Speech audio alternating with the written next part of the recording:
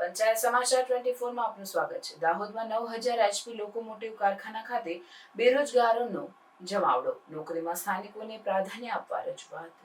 દાહોદમાં 9000 HP લોકોમોટિવમાં નોકરી મેળવવા બેરોજગારી ભેગા થયા હતા। પરેલમાં કારખાનામાં નોકરી મેળવવા યુવક યુવતીઓ ઉમટી પડ્યા। બાયોડેટા સાથે મોટી સંખ્યામાં બેરોજગાર યુવતીઓ પહોંચી સિમેન્સ કંપનીમાં હજુ સુધી લોકલ બેરોજગારોને નોકરી નથી અપાઈ।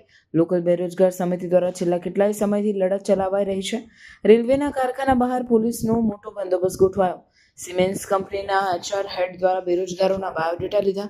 કંપની દ્વારા જરૂરિયાત પ્રમાણે નોકરી આપવાની બાંહેધરી અપાઈ। દાહોદના રેલવે કારખાના બહાર હજારો સંખ્યામાં બેરોજગાર યુવક યુવતીઓ ભેગા થયા। પણ એ જે છે જ્યારે આપણો તાલીમ વિભાગ ચાલુ થઈ શકે, સ્કિલ ઇન્ડિયા અંતર્ગત જે પણ પ્રોજેક્ટ અંતર્ગત સ્થાનીય જેટલા પણ જિલ્લાના જેટલા પણ સરકારી કર્મચારીઓથી અને જેટલા પણ ચૂંટાયેલા હોદ્દેદારો છે એ તમામની મદદથી સ્થાનિક એવો પ્રોજેક્ટ ચાલુ થાય। હા, આવા પ્રોજેક્ટ આપણે આગળ ઘણા બધા ચાલુ થયા છે, એવું નથી કે નથી થયા, પણ એવી સંસ્થાઓને કામ આપવામાં આવે છે કે એવી સંસ્થા એ ટેકનિકલ તાલીમ આપતા નથી। ફક્ત ભરતી કરવાની કોઈ સ્થાનિક પ્રક્રિયા HR ડિપાર્ટમેન્ટ સ્ટાર્ટ થયેલ નથી। સૌ પ્રથમવાર જ્યારે આપણે અહીંયા આ સંખ્યાની અંદર ભેગા થયા હતા